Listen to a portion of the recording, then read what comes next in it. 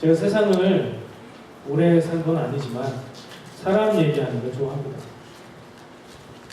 사람을 보면서 저 사람이 저렇게 하는구나, 나랑 비슷하구나, 저 사람은 나랑 다르구나, 그런 생각을 하는 걸 좋아하거든요. 그래서 사람들을 보다 보니까 저 나름대로의 어떤 기준들이 생겼습니다. 그 중에 한 기준으로 이야기하자면 세상에는 두 가지 사람이 있습니다. 스스로 나는 어떤 쪽인지 한번 생각해 보시면 더 좋을 것 같고요. 불편한 사람이 있고 편안한 사람이 있습니다. 무슨 얘기냐면 내가 만나서 대할 때 불편한 사람이 있습니다. 내가 만나서 대할 때 편안한 사람이 있습니다. 한 명씩 누가 떠오르죠. 그분들 위해서 기도해 주시기 바라고요.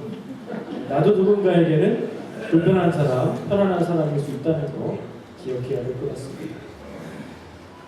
특별히 나한테 해코지하는 것도 아닌데 이 사람만 만나면 불편합니다. 만나기 전부터 만나기가 싫습니다. 그 사람이 있는 곳에 가기가 싫습니다. 왜 그럴까요?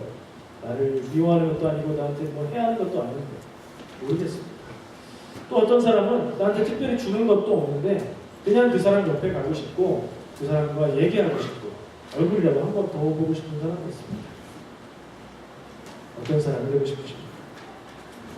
편한 사람, 되고 싶은 마음이 누구나 똑같겠죠. 근데 불행히도 우리는 우리 자신을 잘 모른다는 게 문제입니다. 저도 그게 두렵습니다. 남들이 어떻게 볼지 참 두려운 마음인데 어떤 사람일까요? 나는 다른 사람들에게 편한 사람일까요? 불편한 사람일까요? 그 사람들의 차이는 어디에 있다고 생각을 하시나요? 나름대로 사람 보면서 저 사람 참 불편하다, 저 사람 참 편하다 생각해 보셨죠? 뭐가 달라서 그런 차이가 생기는 것 같으세요?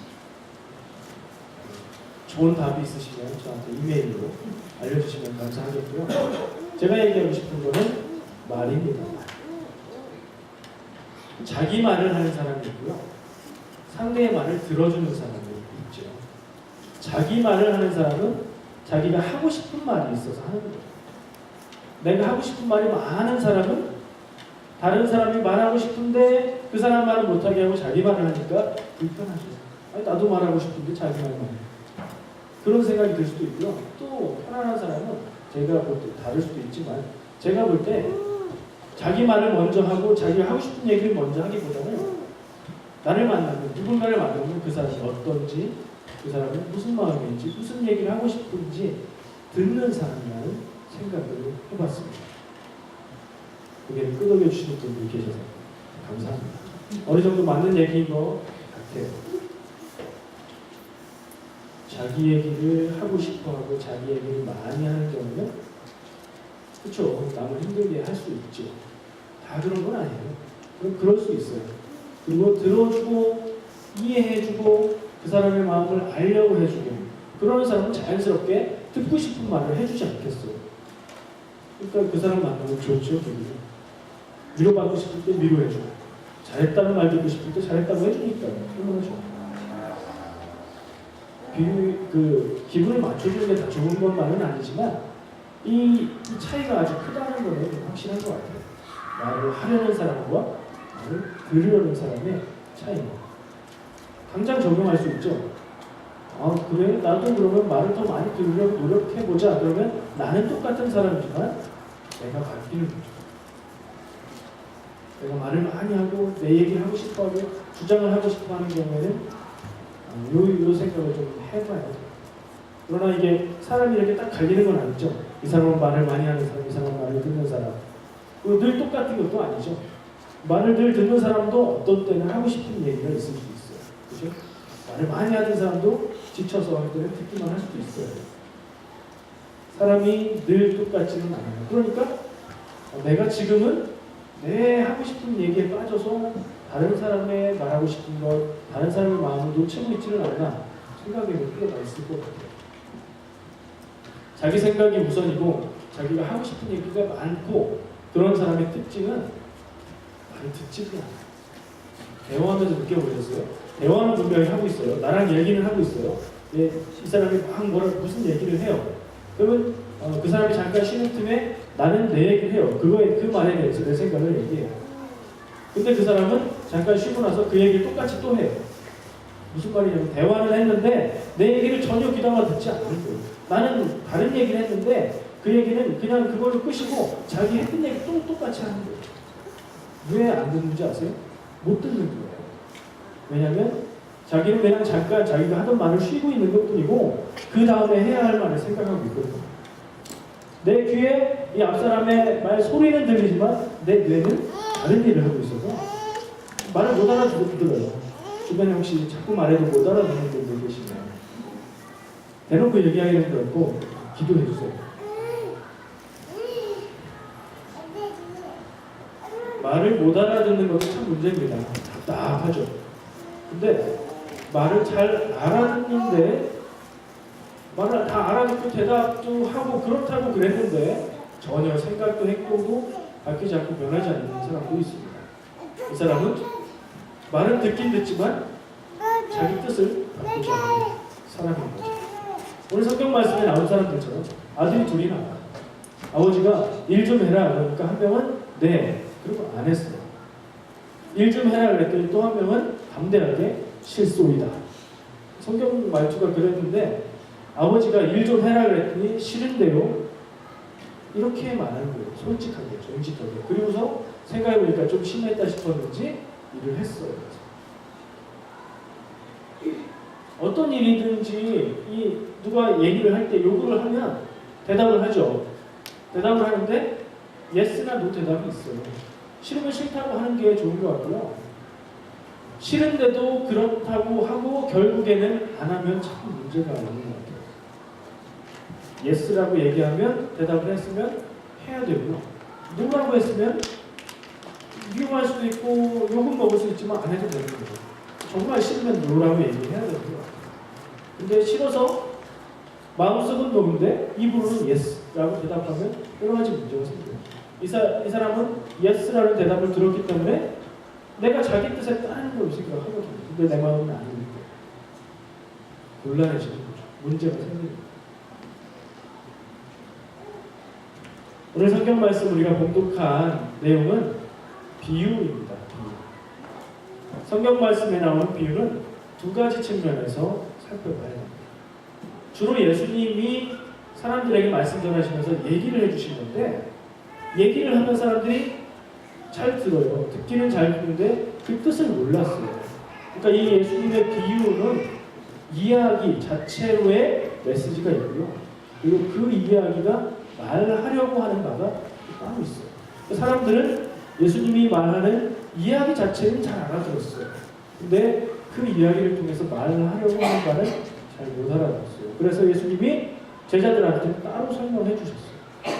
그게 비유예요. 그래서 성경 말씀에 특히 신약에 예수님이 얘기하신 비유의 말씀을 볼 때는 두 가지를 다 봐요. 이 비유의 이야기, 이 이야기가 뜻하고 있는 바가 뭔지, 이 이야기의 메시지가 뭔지, 교훈이 뭔지 이걸 첫 번째로 생각해야 되고요. 두 번째는 예수님이 이 상황에서 어떤 사람들에게 이 얘기를 했는데 무슨 뜻으로 하셨는지, 그 다음에 그게 나하고 무슨 관계가 있는지 그 두 가지를 생각해야 돼요. 성경의 비유는 단순하고 명쾌한 이야기를 통해서 원리를 생각하게 합니다. 이게 첫 번째 해야 되는 거죠. 그죠? 두 번째, 그 이야기를 깊이 생각했을 때 스스로를 돌아보게 만드는 예수님의 말씀 전하시는 방법이었어요. 오늘 본문을 이 두 가지 방법을 따라서 한번 생각해 보고 싶습니다. 첫 번째, 이야기 자체가 전하고 있는 메시지가 무엇인가? 이야기는 단순합니다. 아버지가 아들 둘에게 일을 시켰어요. 포도원 가서 일해라. 한 명은 네, 그 다음에 한 명은 싫어요 그랬어요. 그 순간 아버지의 마음에 들었던 사람은 누굴까요? 네라고 대답한 사람이죠. 시간이 지나고 아버지가 다시 보니 네라고 대답했던 아들은 말만 네 하고 일을 안 했어요. 싫다고 했던 아들은 안 했을 줄 알았는데 후회하고 일을 했어요. 일은 된 건 똑같죠. 결과는 뭐 다를 게 없는데 처음에 아버지 마음을 편안하게 해드렸던 그 아들은 아버지의 놀이살이를 했을 거고 처음에 아버지를 화나게 했던 그 아들은 기특한 마음을 갖게 했을 거예요. 그 상황을 예수님이 얘기하세요. 그리고 나서 사람들에게, 듣는 사람들에게 물어요. 누가 순종한 것인가? 답도 안 나오죠. 성경 말씀에도 순종한 아들이라고, 일한 아들이라고 대답해요, 사람들이. 우리도 뭐 두 번 생각할 이유가 없어요. 대답한 사람, 그리고 안 한 사람은 순종 안 한 거죠. 근데 싫다고 했지만 순종해서 일을 한 사람은 순종한 거예요. 그렇죠? 가장 좋은 건 뭐예요?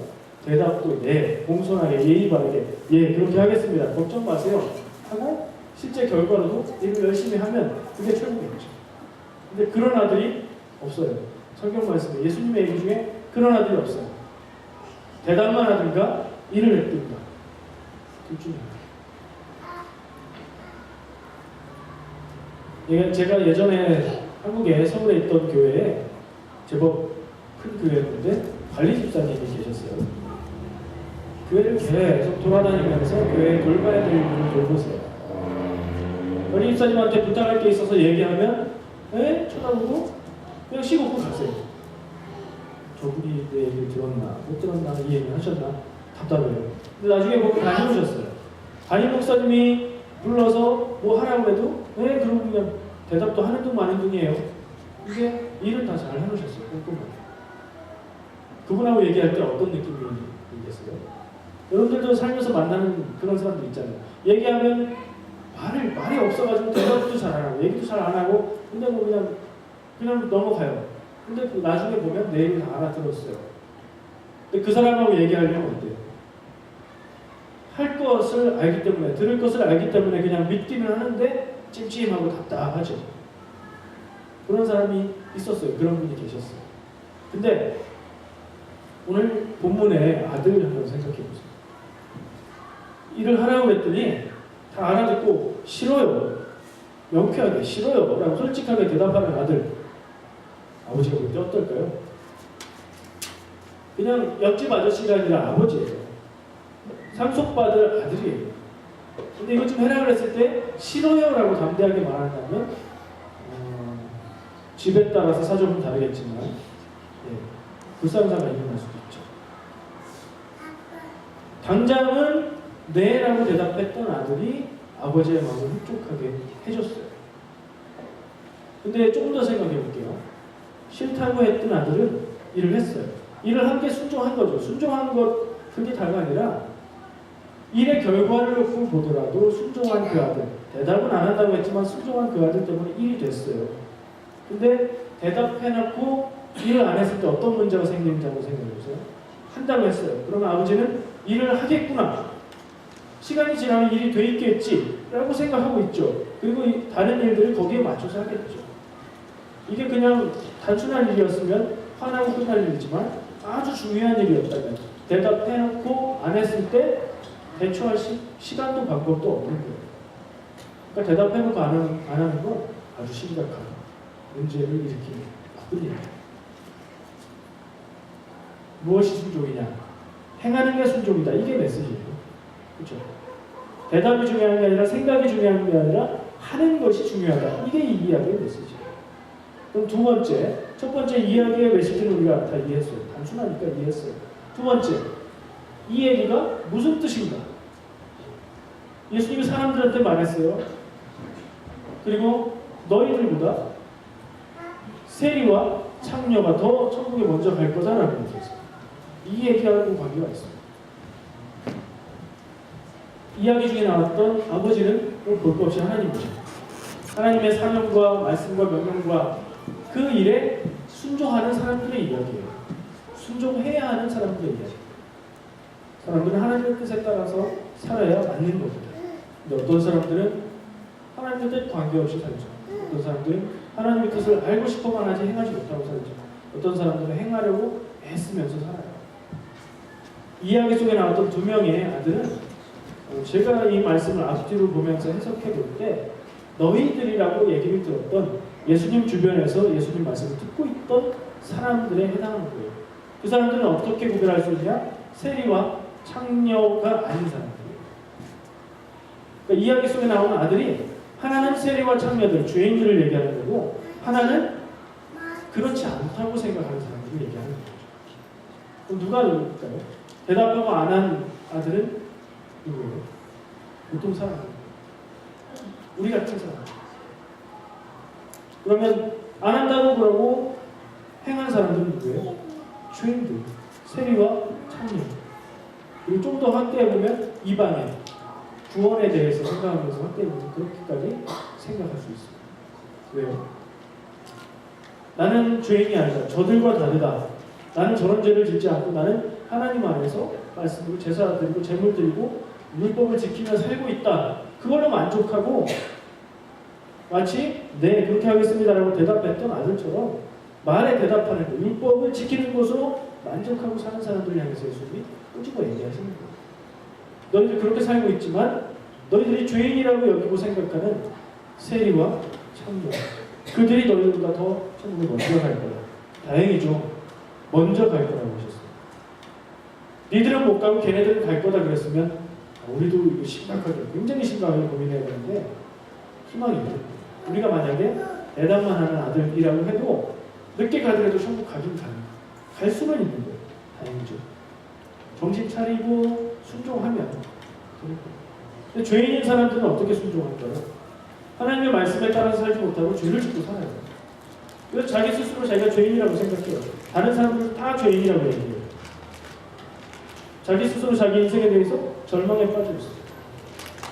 희망이 없다고 생각해요. 근데 그들을 향해서 예수님이 이 이야기를 해주셨어요. 그들은 어떻게 들었을까요? 희망의 말씀으로 들었겠죠. 이게 입장에 따라서 이 메시지가, 이 이야기가 전하는 바가 완전히 반대로 들리는 거예요. 너희들이라고 얘기 들었던 사람들은 이게 뜨끔한 얘기를 들리든가 비난하는 얘기를 들었어요. 그렇죠? 지혜로운 사람은, 그나마 정직하고 지혜로운 사람은 우리가 잘못하고 있었구나. 저 예수님의 말씀을 들어보니 우리가 그런 아들의 모습이구나 깨닫죠. 그러면 바꿀 수 있어요. 근데 이것을 비난을 가지고 아니 저자가 우리를 욕하네.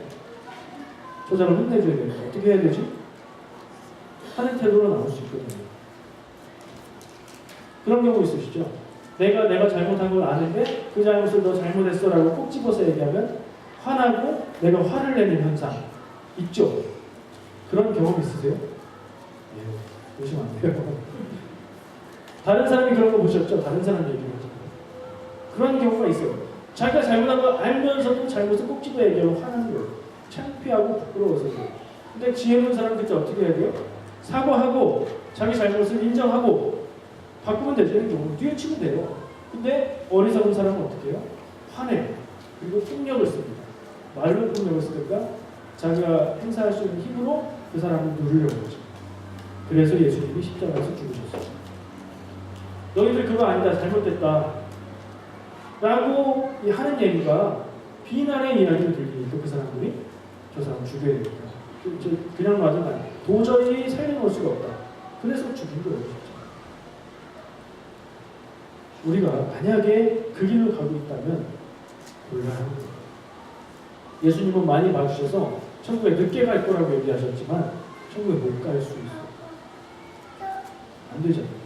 교회 다니고 주일날 놀러 가지도 않고 교회 다니고 헌금도 하고 교회 다니는 사람이 해야 된다는 거 하고 그랬는데 천국 갔을 때 아니야 넌 저기로 가. 그러면 그 큰일이잖아요. 우리가 그 길을 가면 안 돼요. 이 이야기를 들었던 사람들의 자리에 있습니다.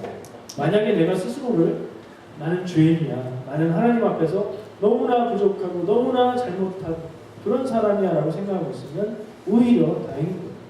자기 죄가 아닙니다. 병을 아는 사람이 고칠 수 있죠. 근데 자기가 똑같은 수준임에도 불구하고 나는 죄인이야. 나는 저 사람들과 같지 않아. 나는 구원 안에 들어있어. 라고 얘기하는데 정작 구원의 권한을 가진 분이 아니라고 그러는 거예요. 안 되잖아요. 그냥 말 잘 듣는 아들, 말 안 듣는 아들의 이야기가 이렇게 생각해보면 심각한 이야기로 우리가 다가옵니다. 자신 있으세요? 자신 없죠? 누구도 자신 없을 거예요. 그래서 우리가 평생토록 우리에게 주어진 시간 동안 하나님의 말씀을 알고 하나님의 말씀을 따라서 살려고 노력하는 거예요. 포기하지 않고 계속 그렇게 살아가는 자에게, 그런 분들에게 천국이 활짝 열릴 줄 있습니다. 또 하나 나누고 싶은 게 있어요. 비유의 이야기를 이해하는 건 두 단계에 걸쳐서 이해했죠. 그리고 이 말씀의 뜻이 뭔가, 그리고 그 성경의 상황 속에서 어떤 사람들에게 무슨 뜻으로 하신 얘기인가, 그 다음에 이 말씀을 가지고 내 삶에 적용해 보는 게 중요해요. 제가 일부는 전하면서 적용을 했지만 다시 한번 적용을 해보고 싶어요. 우리가 성경 말씀 보고 나서 깨닫는 게 중요합니다. 제대로 깨닫는 게 중요해요. 제대로 못 깨닫고 이상하게 깨달으면 2단계입니다. 제대로 깨닫는 게 중요하고요. 그 다음에는 그 말씀대로 살고 있는지 못하는지 나를 돌아보는 과정이 필수예요. 그거 안 하면 성경 말씀 볼 이유가 없어요. 아는 것만 가지고 되는 게 없습니다. 하나님의 뜻을 아는 것과 따르는 것, 이것에 대한 이야기를 해보고 싶습니다. 신앙을 가진 사람이라면 누구나 하나님에 따라 순종하는 게 맞다, 이 말에 반대할 필요가 없으실 거예요. 하지만 많은 사람들이 내 뜻인데, 내 생각인데, 내 욕구인데 이게 하나님 뜻이야 라고 생각하면서 살고 있어요. 누군지는 몰라요. 근데 저 스스로를 볼 때 그럴 때가 많이 있는 것 같아요. 하나님의 뜻이 내 뜻과 다른 것 같아서 힘들어 본 적 있으십니까? 내가 하고 싶은 거 있는데 하나님의 뜻은 그거 아닌 것 같아서 그쪽으로 안 갔으면 좋겠는데, 하나님이 내 뜻대로 하라고 해줬으면 좋겠는데, 이래서 괴롭고 힘들고 불편했던 적 있으세요? 있어야 정상이고, 있어야 온전한 신앙의 길을 가고 있는 겁니다. 하나님은 늘 나를 서포트해 주셔. 하나님은 늘 내 편이셔. 하나님은 나만 사랑하시는 것 같아요. 이게 늘 반복되고 늘 이런 삶이라면 본인 스스로 행복할 수는 있는데 다시 한번 잘 돌아봐야 된다고 생각합니다. 내가 가고 싶은 길이 하나님의 뜻이 아닌 것 같아서 고민하는 그런 모습이 우리에게 있는지 한번 돌아봐야 됩니다. 그런 때가 있다면 마음은 결코 힘들지만 그래도 길이 틀리지 않았다고 생각을 하면 될 것 같습니다. 근데 정말 중요한 건 그 자리입니다. 내 생각이 있고 내가 원하는 게 있고 하나님이 원하는 게 뭔지 알겠는데, 하나님이 원하는 거는 내가 가고 싶지 않고 나는 내가 가고 싶은 길을 가고 싶고, 그래서 고민되고 하나님의 뜻에 따르는 게 맞다고 하니까 그렇게 하고 싶은데 정말 싫은 길이라 못하겠을 때, 그때가 중요한 겁니다. 그때 하나님 뜻 몰라, 나는 여기까지야, 내 뜻대로 갈래, 가면 지금까지 왔던 신앙의 길을 거꾸로 가는 거예요. 간 만큼 손해입니다. 근데 거기에서 나를 사랑하시는 하나님이 내게 좋은 길을 계획하시는 인도하시겠지 라는 믿음으로, 지금 내 마음은 힘들지만 이 길로 가면 그게 복된 길일 거야 라는 믿음으로 그 길로 발을 내딛고 가면 그게 승리한다는 표현을 그때 쓰는 거예요. 우리가 승리하세요가 원하는 대로 다 되세요가 아니라 내 자아를 이기고 하나님 뜻대로 살아가는 데 성공하세요, 그런 뜻이에요. 왜? 거기에 복된 삶이 있습니다. 거기에서 하나님의 뜻에 따라서 순종하는 삶을 한 걸음 내 뒤에서 갈 수 있으면 그때 믿음의 자랑, 믿음의 성장, 믿음의 성숙이 이루어지는 겁니다. 성경 공부 많이 하고요, 기도 오래 하고 그러면 우리의 믿음이 자라는 게 아니에요. 성경 공부하고 기도하는 건 하나님의 뜻을 알기 위해서입니다. 구분하셔야 됩니다. 하나님의 뜻을 깨달아 아는 것, 그리고 깨달아 안 대로 행하는 것, 달라요. 완전히 달라요. 하나님의 뜻을 아는 건 당연히 알아야 돼요. 모르면 할 수가 없죠. 아는 것 있고 그 다음에 행해야 돼요. 행하지 못하면 아는 게 소용없는 모습이 되어버리는 겁니다. 하나님의 뜻을 깨닫고 하나님의 뜻대로 행하면서 결단할 때 믿음의 성장이 일어나고 우리의 믿음이 하나님 앞으로 더 가까이 가는 거고 복된 삶으로 나가는 길을 믿습니다. 예수님의 첫 번째 기적으로 알려진 사건이 있어요. 뭐죠? 포도주. 결혼식에 갔는데 포도주가 떨어졌어요. 가나 혼인잔치라고 얘기하는 그곳에서 예수님이 처음 기적으로 알려진 일을 해놨어요. 기록된 것은 예수님이 물을 포도주로 바꾸셨어요. 물은 물이고 포도주는 포도주죠. 물에 뭘 타서 포도주를 만들 수 없잖아요. 화학적으로. 포도가 들어가고 그게 발효되는 과정을 거쳐야 포도주가 되잖아요. 근데 예수님은 그렇게 하셨어요. 왜요? 어떻게 그게 가능하죠? 예수님은 천지 만물을 창조하신 창조주 하나님의 능력으로 그 일을 해가신 거예요. 세상의 법칙은 하나님이 창조하신 거예요. 세상의 법칙이 없이. 그 자연의 조건들, 자연의 법칙들을 초월하시는 능력으로 그 사역을 하신 거예요. 그건 당연한 거예요. 근데 그 일이 될 수 있었던 결정적인 원인이 있어요. 물론 예수님의 능력이죠. 하나님의 능력이죠. 그건 당연한 거고, 그게 되기 위해서 예수님에게 순종했던 사람들이 있었어요. 항아리에 물을 떠서 담으라고 했어요. 떠다 담았어요. 그리고 그 물을 떠서 사람들에게 갖다 주라고 했을 때 그냥 갖다 줬어요. 그랬더니 물이 포도주로 변한 거예요. 순종한 사람들이 있었어요. 예수님의 뜻에, 예수님의 말씀에 순종해서 물이 포도주로 변한 거예요. 그만큼 순종이 중요하다는 생각을 합니다. 행함이 그만큼 중요합니다. 행할 때에 역사가 일어납니다. 저는요, 공부를 좋아하는 학생은 아니었습니다. 공부는 잘 안 했지만 성적은 어디를 가도 30% 안에 들었던 것 같습니다. 제 기억에는. 증거를 찾아보지 않아서 기억했죠. 목회자의 길을 가면서 학생 때보다 훨씬 더 공부를 많이 하는 것 같아요. 말씀 준비하고 이런저런 공부를 많이 하는 것 같아요. 다행이죠. 어쨌든 공부는 안 해도 저도 양심이 있죠. 시험에 대한 부담이 있었습니다. 아무 생각 없이 놀기만 한 게 아니에요. 시험 때가 되면 시험 때가 가까우네, 다음 주에 시험이네 생각도 했고요. 며칠 있으면 시험이니까 며칠쯤부터는 공부를 해야 되겠다 이런 생각도 했고요. 그랬어요. 내일이 시험이네? 책 좀 봐야 되는 거 아닌가 생각도 했어요. 근데 결론은 그런 생각만 했어요. 시험인데 공부 좀 해야겠다 생각만 했어요. 그런 저에게 어머니는 말씀하셨습니다. 아들아, 생각만으로 되는 거 아무것도 없다. 마음만으로 되는 거 아무것도 없다. 땅이라도 한 삽 파야 무슨 일이든 된다. 얘기하셨어요. 제 귀에는 그게 그냥 그런 얘기로 들렸어요. 당연한 말씀을 하고 계시네. 그렇게 들렸어요. 저를 향한 아주 중요한 교훈이었는데 조금 더 지나니까 그 말을 알아듣겠더라고요. 생각만 해서는 일이 되는 게 아니고 마음만 가지고서는 일이 되지 않는구나. 조금이라도 뭘 해야 그만큼이라는 걸 되는구나. 깨달았습니다. 여러분들은 다 알고 계신 사실을 저는 좀 늦게 깨달았어요. 그래서 그때부터 아주 조금씩이지만 변하기 시작했습니다. 뭐라도 하려고 좀 움직여보려고 그렇게 하기 시작했어요. 생각으로 되는 일이 많더라고요. 부부 사이에 사랑하는 마음을 전하는 것조차도 생각만으로 되지 않아요. 여보 사랑해 라고 말해야 그게 전해져요. 그냥 속으로 아주 불꽃 같은 그 녹아있는 용암 같은 뜨거운 사랑을 가지고 있어도 행동이나 말을 표현하지 않으면 몰라요. 사람이니까 속을 들여다보지 못해요. 행동으로 해야 뭐가 되는 거지 마음이나 생각으로 되는 일이 없습니다. 여러분들 신앙에 대한 부담감 많이 갖고 계시죠?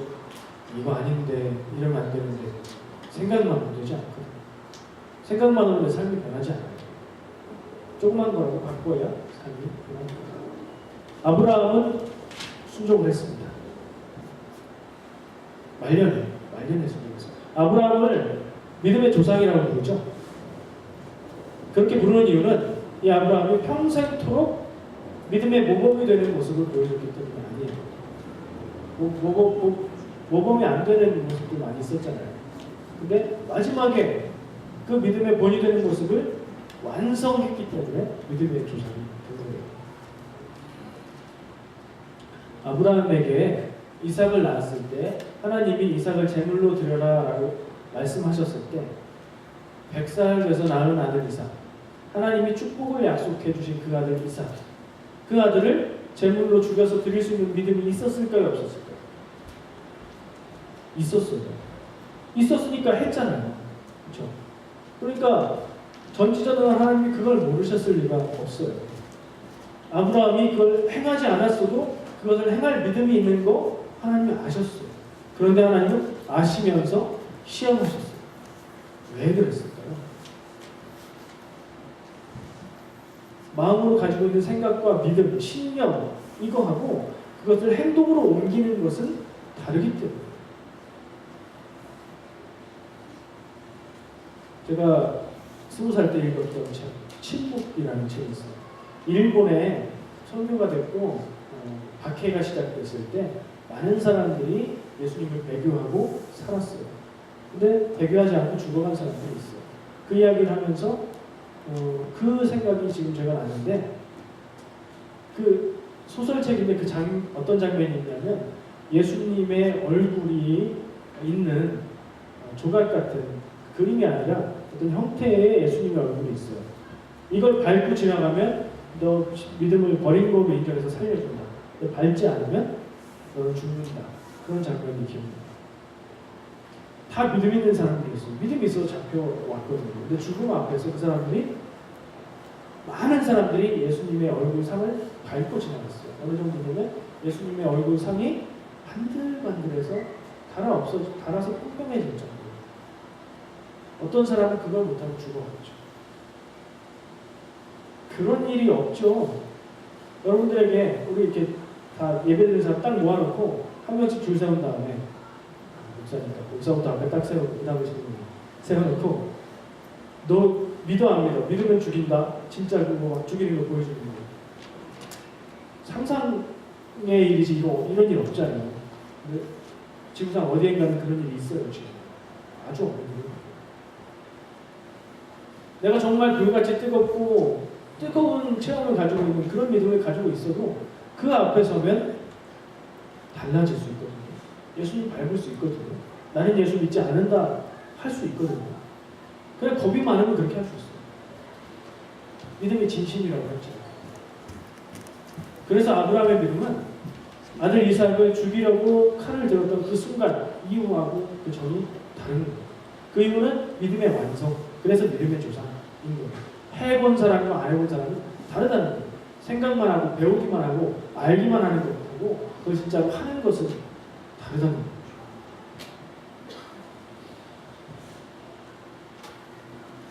할 수 있는 믿음을 우리도 다 가지고 있어요. 우리도 알 만큼 알아요. 우리도 설교 들을 만큼 들었고 신앙생활 할 만큼 했어요. 생각은 아주 똑바로 해요. 하나님 말씀 안에서 믿음으로 살아야 된다. 이거 다 알고 어떻게 하는 게 그런 건지도 다 알아요.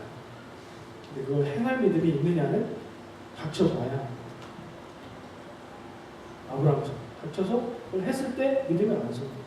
했을 때 믿음이 자라납니다. 아브라함은 순종해서 행하는 믿음을 보여준 겁니다.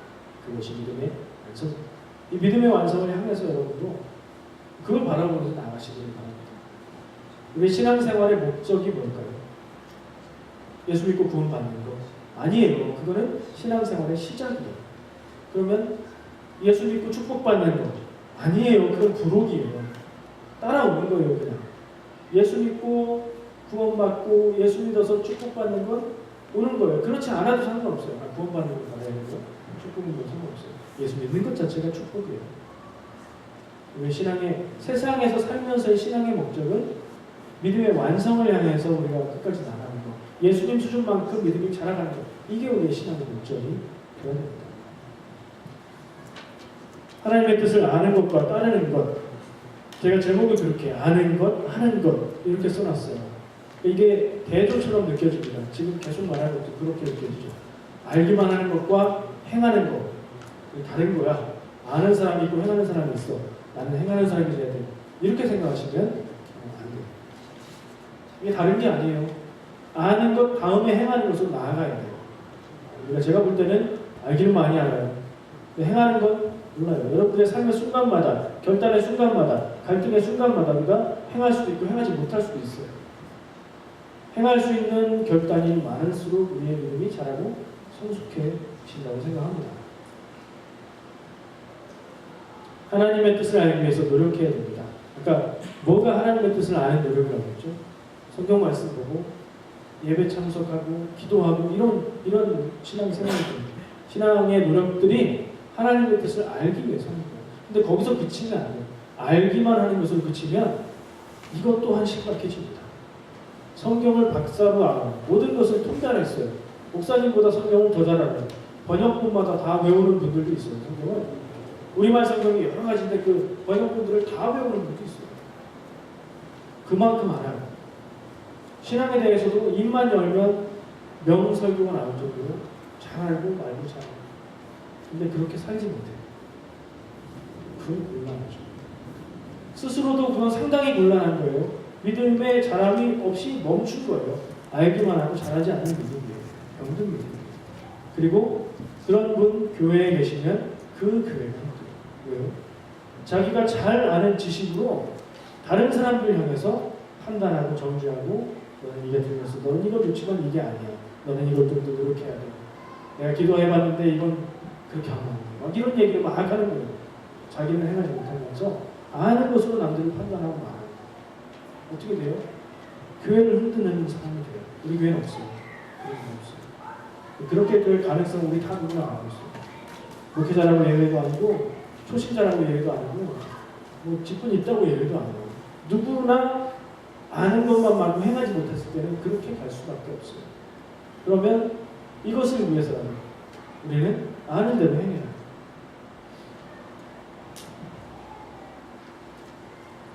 우리의 믿음이 자라기를 멈추는 순간 멈추는 것으로 끝이 아니라 교회를 어지럽히는 존재가 될 수 있습니다. 무서운 일입니다. 마지막 한 문장으로 결론을 얘기하겠습니다. 온전한 믿음을 이루는 길을 향해서 멈추지 말고 자라가시기를 축복합니다. 그것이 내가 살아갈 길이고 우리 교회가 공동체의 목적으로 삼고 가야 될 길인 줄 믿습니다. 기도하겠습니다.